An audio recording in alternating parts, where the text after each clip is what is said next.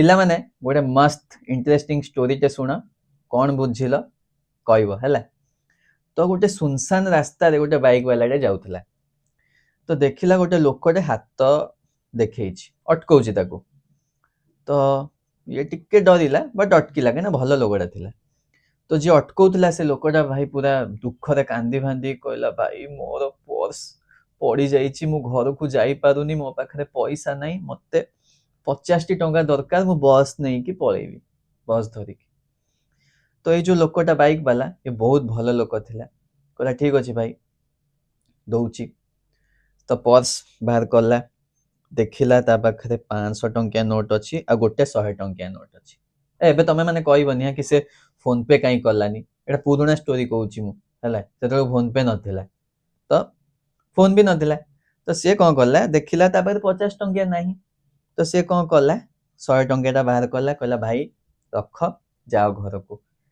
ତ ଯିଏ ମାଗୁଥିଲା ସିଏ ବି ଭଲ ଲୋକଟା, ସେ କହିଲା ଭାଇ ମୋତେ 50 ଟଙ୍କା ଦରକାର, ମୁଁ ତମ 50 ଟଙ୍କା ପୁଣି କେମିତି ଫେରେଇବି। ତ ବାଇକ୍ ବାଲା କହିଲା କି ତମକୁ ଫେରେଇବା ଦରକାର ନାହିଁ, ତମେ ଆଉ କାହାର ହେଲ୍ପ କରିଦବ ହେଲା। କହିକି ପଳେଇଲା, ଇଏ ବସ୍ ଧରିକି ପଳେଇଲା। 50 ଟଙ୍କା ଦେଇକି ଛକରେ ଓହ୍ଲେଇଲା। ୟା ପାଖରେ କେତେ ରହିଲା, 50 ଟଙ୍କା।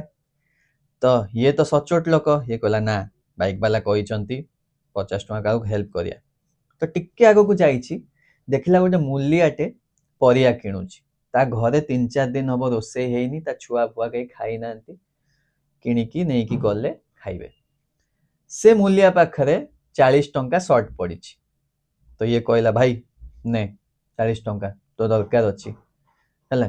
40 ଟଙ୍କା ତାର ଦରକାର ଅଛି, କିନ୍ତୁ ୟା ପାଖରେ ତ 50 ଟଙ୍କା ନୋଟ୍ ଅଛି ନା। ତ ଇଏ କହିଲା ନେ। ତ ତାପରେ ସେ ନେଲା, କହିଲା ଭାଇ ଆପଣଙ୍କ 10 ଟଙ୍କା, କାହିଁକିନା ସିଏ ବି ସଚୋଟ ଲୋକ। ସେ କହିଲା ଭାଇ ଆପଣ 10 ଟଙ୍କା।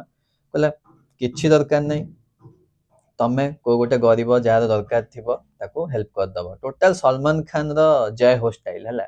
आप थैंक यू मत बोलो, 3 लोगों का हेल्प कर दो, ସେଇଭଳିଆ ହେଲ୍ପ କରିଦବୁ। ତାପରେ ମୂଲିଆ ବି କିଣିଲା ପରିବା, ସିଏ ବି ନେଇକି ଗଲା 10 ଟଙ୍କା। ନେଇକି ଗଲା ବେଳକୁ ଦେଖିଲା ଗୋଟେ ଭିକାରୀଟେ ଭିକ ମାଗୁଛି।